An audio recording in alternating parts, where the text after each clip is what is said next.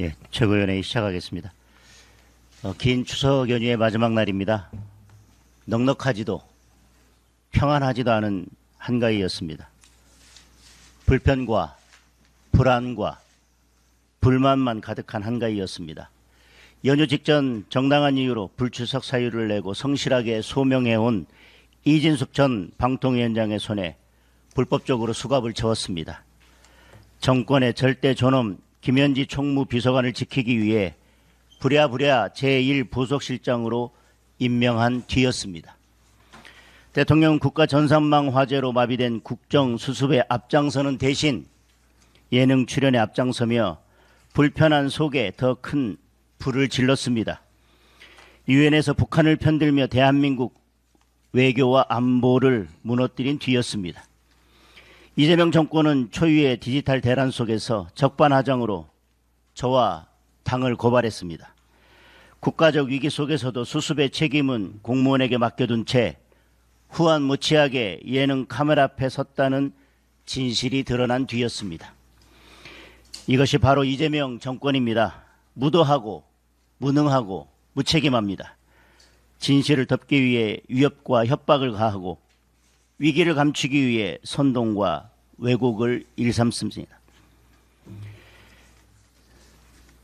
다시 하겠습니다. 진실을 덮기 위해 위협과 협박을 가하고 위기를 감추기 위해 선동과 왜곡을 일삼습니다. 이번 연휴 동안 저와 지도부는 전국을 돌면서 추석 민심을 꼼꼼하게 들었습니다. 국민들은 불안하다고 한 입으로 모아 말씀하셨습니다. 경제가 불안합니다. 이재명 정권은 에이펙 때까지는 관세 협상을 타결하겠다면서도 뒤에서는 모든 책임을 미국에게 돌리는 반미 선동을 하고 있습니다. 그 사이 우리 기업들은 고율 관세에 허덕이고 있습니다. 이제 EU까지 철강의 무관세 할당량을 줄이고 관세를 50%로 올린다고 합니다. 제발 냉장고가 아니라 관세를 부탁합니다. 외교 안보도 불안합니다. 이재명 대통령은 유엔에서 한반도 평화를 위협하는 북한을 두둔했습니다. 우리 헌법이 명령한 국토 수호와 자유민주적 평화 통일의 의무를 대통령 스스로 부정한 것입니다. 단순한 외교 안보 실패가 아니라 헌법 포기입니다. 민생이 불안합니다. 물가 상승으로 국민의 지갑이 얇아지고 소상공인과 자영업자는 먹고 살기도 어렵습니다. 집값은 폭등하고 청년들은 좋은 일자리가 없어 실험하고 있습니다. 무분별하게 재정 퍼주기로 국가 살림도 거덜나기 일보 직전입니다. 제발 김현지만 챙기지 말고 국민의 삶을 챙기기 바랍니다. 국가가 불안합니다.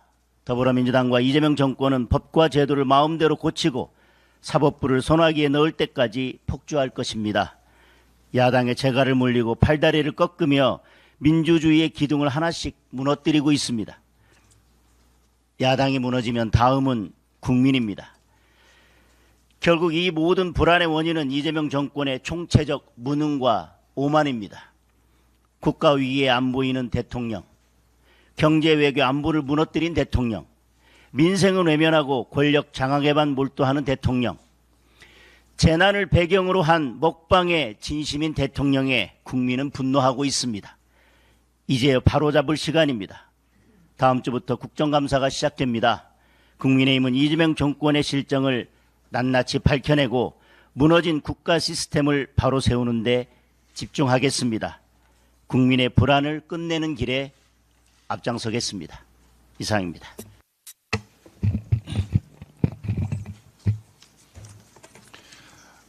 이재명 대통령이 예능에 나와 누룽지쌀 피자를 맛있게 먹고 있을 때 국민들은 1년 만에 30%나 오른 쌀값 폭등 때문에 비명소리를 지르고 있었습니다.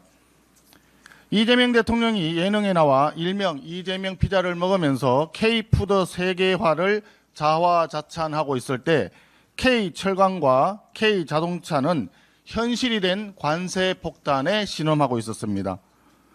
이재명 대통령이 예능을 촬영하고 있을 때 전국 709개 행정 시스템이 마비되어 있었고 프로그램이 방영되던 순간에도 복구율은 20%대에 지나지 않았습니다. 연휴 전날 이진숙 방송통신위원장 체포 소식은 한마디로 충격과 공포 그 자체였습니다. 이재명 대통령과 더불어민주당에 찍히면 누구나 잡혀갈 수 있다는 불안감에 국민의 마음은 꽁꽁 얼어붙었습니다. 연휴 첫날 전해진 행안부 공무원의 사망 소식은 또다시 실무자만 희생된다는 현실 앞에서 국민의 마음을 아프게 했습니다. 물가, 환율, 집값 폭등 소식 등 현실 세계 민생은 그 어느 때보다도 위태롭습니다. 금값과 비트코인 등 자산 가격의 급등 소식까지 전해져 청년층과 서민층의 상실감과 박탈감은 더욱 커졌습니다. 이것이 바로 이번 추석의 민심이었습니다. 그런데 그때 대한민국 대통령은 어디에 계셨습니까? 국정자원 관련 화제의 국가 재난 속에서 예능 프로그램을 녹화하고 현장 공무원이 유명을 달리했음에도 불구하고 야당 중심으로 해서 방영 중단 요청이 쇄도했는데도 불구하고 끝내 이재명 대통령의 환한 웃음이 담긴 예능 프로그램은 전 국민에게 방송되고야 말았습니다. 물가, 환율, 집값, 관세 어느 하나 안정된 것이 없는 가운데 국민의 기본 생활과 직결된 정치, 행정, 민생 시스템마저 삽시간에 무너져 내릴지도 모른다는 국민적 불안감의 확산. 이것이 바로 이번 추석 민심입니다. 그러나 우리는 대한민국 대통령의 진지한 고민을 전혀 찾아볼 수 없었습니다. 이재명 정부와 더불어민주당도 정쟁보다 차디찬 민생을 돌보라고 촉구하는 추석 민심을 잘 경청했을 것으로 봅니다. 대통령과 국회 다수당의 권력으로 모든 것을 다 할 수 있다는 독선과 아집을 버리고 민생과 국정 안정을 위한 여야 협치에 나설 것을 촉구합니다. 본회의에는 여야가 합의된 일정 속에서 여야가 합의된 안건만 상정하고 의결해야 한다는 점을 다시 한번 강력히 촉구합니다. 한미 간의 관세 협상이 장기화되면서 국내 철강 수출이 이미 큰 타격을 받고 있습니다. 이 가운데 EU마저 철강 관세 인상을 발표하면서 우리 철강업계의 어려움이 한층 더 가중될 것으로 우려됩니다. 지난 7일 EU는 수입산 철강에 대해서 무관세 할당량을 절반으로 축소하고 초과분에 대해서 미국과 마찬가지로 50%의 관세를 부과하겠다고 밝혔습니다. 이미 미국의 관세 폭탄을 맞은 국내 철강업계는 지난달에만 대미 수출이 15%나 감소했습니다. 이러한 상황에서 국내산 철강 수출보다도 더 많은 수출이 있는 유럽에서 철강 관세가 인상된다면 국내 철강 산업뿐 아니라 수출 의존도가 높은 우리 경제 전반에 심대한 타격을 입게 될 것입니다. 그럼에도 불구하고 이재명 정부와 더불어민주당이 교착 상태에 빠진 한미 관세 협상을 풀어내기보다는 오히려 반 트럼프 감정을 부추기며 국민을 선동하고 있는 것 아닌가 하는 걱정이 앞섭니다. 자주국방 등 한미 동맹을 교란하는 발언으로 시선을 분산시키는 것이 외교 실패의 책임을 회피하기 위한 몸부림인 것은 이해를 하지만 이러한 태도로는 관세 협상을 성공할 수도 없고 경제 위기를 해결할 수도 없습니다. 시간이 얼마 남지 않았습니다. 미국에 이어 EU마저 관세 장벽을 높이면서 우리 기업들은 글로벌 시장에서 경쟁력을 잃어가고 있습니다. 특히 고율 관세가 이미 부과되고 있는 수출 기업들은 과도한 관세 부담으로 피멍이 들다 못해 장기 파열이 우려되는 수준입니다. 수출을 중심으로 구축된 대한민국 경제의 기초 체력도 고갈되고 있습니다. 정부는 외교 실패로 꼬여버린 한미 간 관세 협상을 조속히 마무리하고 EU와의 관세 협상에서는 같은 실수를 되풀이하지 않도록 여야 정파를 떠나 대한민국의 모든 외교 역량을 총동원해서 신속하게 대응할 것을 촉구합니다.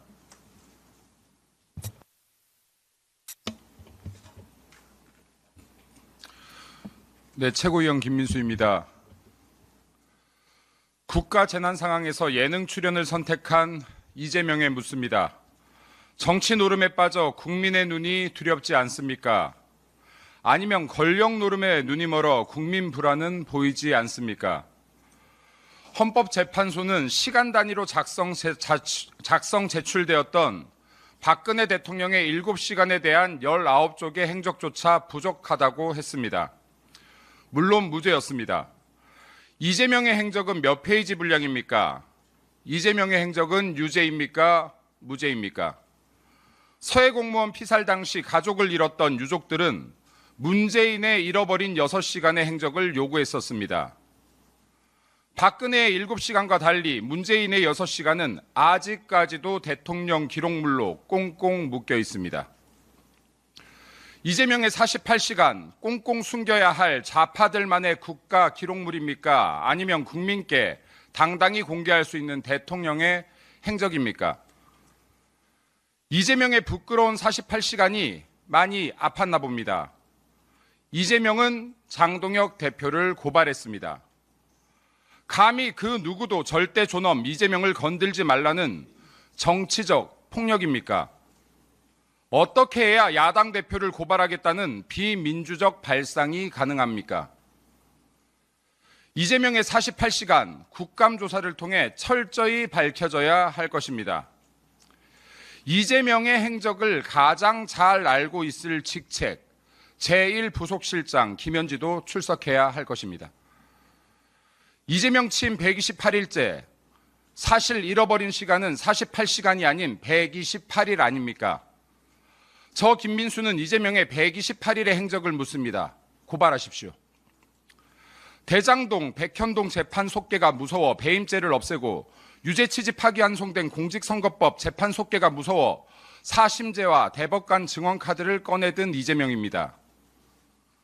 이재명 씨 많이 불편하십니까? 편하게 지내고 싶다면 죄를 짓지 말았어야 하지 않겠습니까? 성남시장 시절 이재명의 말입니다. 지은 죄가 많아 불편하실 것 같습니다. 국가 권력으로 장난치면 그게 깡패지 대통령이겠습니까? 절대 권력은 절대 망하는 법입니다. 이 역시 야당 대표 시절 이재명의 말입니다. 국민 앞에 당당하지 못한 권력은 이미 죽은 권력임을 기억하기 바랍니다. 계속 가리고 덮고 뜯어내고 고치며 대한민국을 훼손하고 국민을 기만한다면 이재명 정권 역시 그 수명을 다하지 못할 것입니다. 이재명 정권 대한민국 국정이 감당되지 않는다면 제발 END 합시다.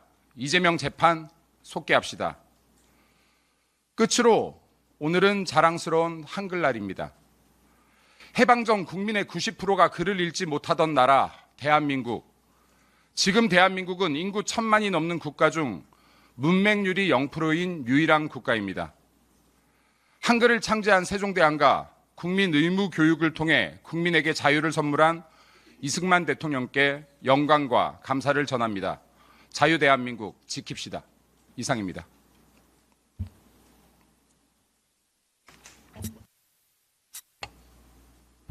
네, 추석은 다 잘 세셨습니까?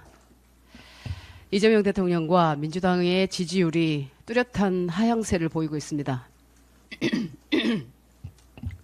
국정 지지율은 한 달 만에 약 10%포인트가 빠졌습니다. 정권 허니문 기간 이 정도 낙폭은 매우 이례적인 일입니다. 여러 원인이 거론되지만 핵심은 분명합니다. 대통령의 경제, 외교, 협치에 관한 국민의 실망감과 민주당의 오만, 독단, 거짓에 관한 국민의 피로감 때문입니다. 게다가 대통령실과 여당은 불협화음이 넘칩니다. 지방선거나 차기를 위해 자기 정치하는 사람들이 너무 많고 이들 모두가 극단적 지지층에 어필하는 언행만 하고 있습니다. 계엄 사태가 아니었으면 절대 집권하지 못했을 어부지리 세력의 실력 없음과 준비 부족, 사적 탐욕이 너무 빨리 드러나고 있습니다. 이번 추석 민심은 이런 실정에 대한 성토장이었습니다. 온라인 정부가 마비된 국가적 재난 상황에서 한가하게 오락 프로그램에 나가 깔깔댄 대통령, 한미 경제 외교의 실패와 허술함을 덮으려고 여권이 벌이는 과도한 미국 트럼프 대통령에 대한 공격, 숨은 실세라는 한 비서관에 대한 갖가지 구설과 추문, 그리고 장관급 야권 인사에 대한 무리한 수갑 체포와 취소, 여기에 불안한 북한의 움직임과 암울한 경제 상황까지. 대선 후 뭔가 다른 미래를 기대했던 국민의 한숨소리가 넘쳤습니다. 너무나 죄송하고 면목이 없었습니다. 이번 명절 연휴에 제가 만난 수많은 분들이 국민의힘을 바라보고 계셨습니다. 많은 분들이 기대도 하셨고 슬퍼도 하셨고 또 노여워도 하셨습니다. 민주당보다 더 과감하게 변화하고 이전보다 훨씬 더 외연을 키우겠다는 약속 지키라고 하셨습니다. 질책도 아끼지 않으셨습니다. 우리 지도부는 혁신 지도부입니다. 지난 8월 출범하며 여기 계신 모두가 혁신을 다짐했습니다.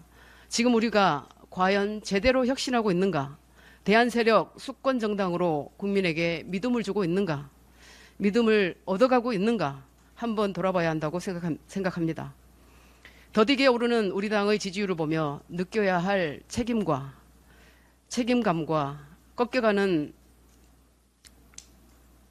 상대 진영의 지지율에 만족하면서 그 책임감을 잊고 있지는 않은지 성찰해야 된다고 생각합니다.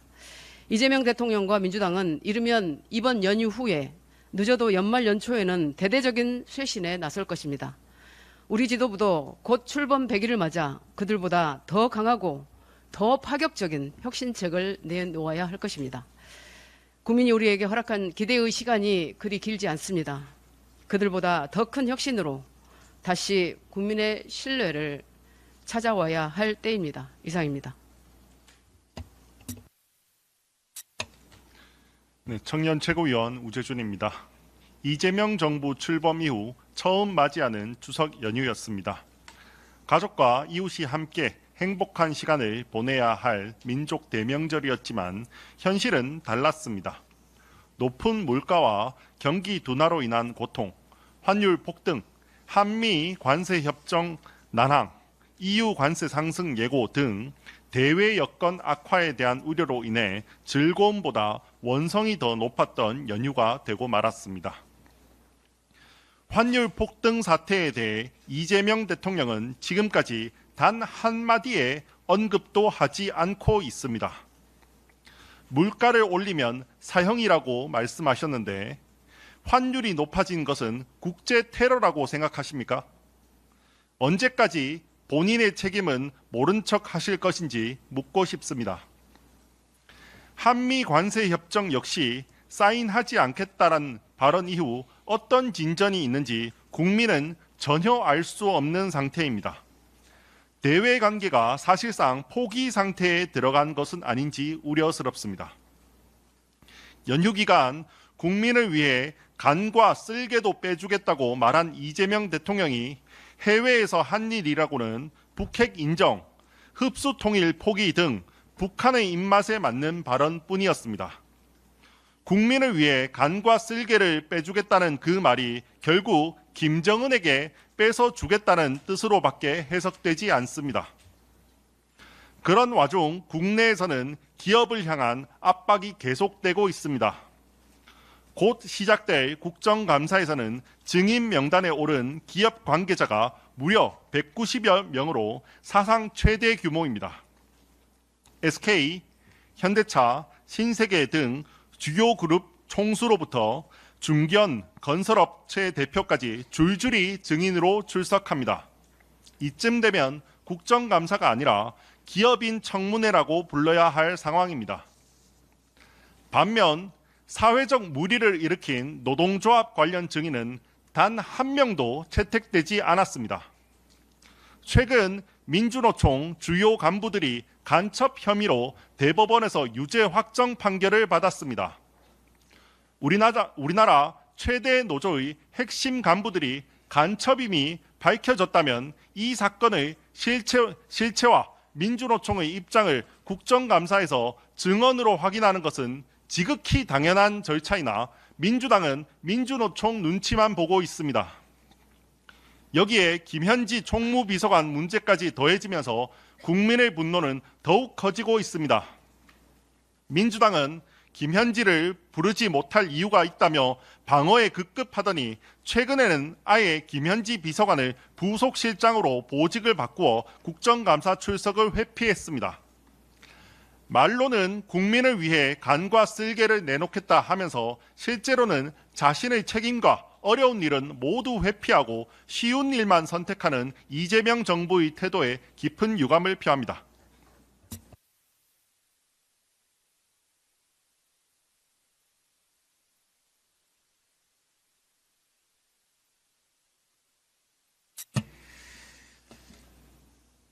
먼저 추석 연휴에도 불구하고 쉬지 못하고 현장에서 묵묵히 헌신하신 모든 분들께 감사드립니다. 아울러 국가정보자원관리원 화재 복구를 위해 애쓰고 계신 공무원과 관계자 여러분의 노고에도 깊이 감사드립니다. 이번 추석 민심은 민생을 내팽개치고 정쟁에 몰두한 거대 여당에 대한 준엄한 경고를 보내고 있었습니다. 더불어민주당과 이재명 정권이 정치보복, 내란선동, 나아가 일당 독재 체제 구축에 올인하는 현실에 국민은 분노하고 있습니다. 이제 민주당과 이재명 정권에 묻습니다. 현재 쌀 20kg 한 포대 소매 가격이 얼마인지 아십니까? 왜 작년 동기 대비 30% 폭등했습니까? 공공비축비를 풀지 않는 이유는 무엇입니까? 또 20대 청년의 실질소득 연평균 증가율은 1%대에 머물고 있습니다. 이에 대한 대책은 있습니까?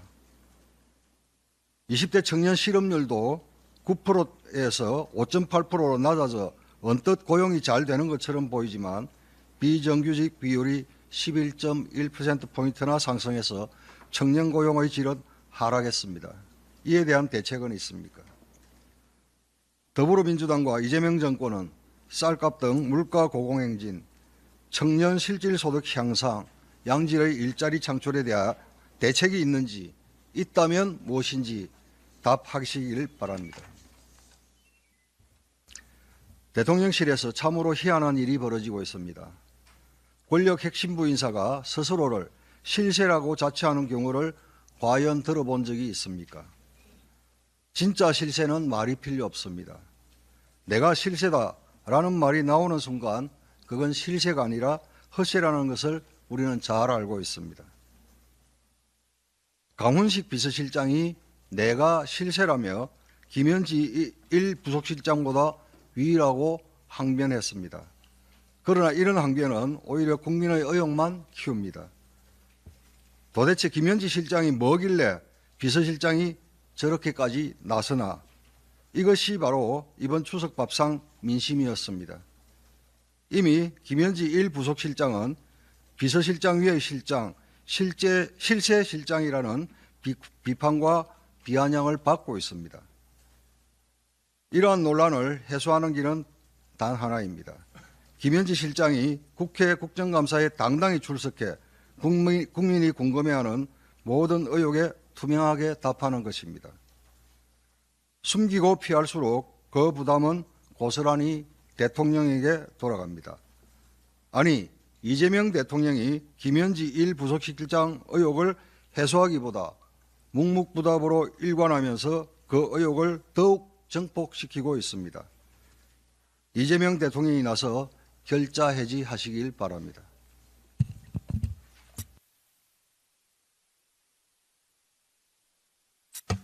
미안합니다.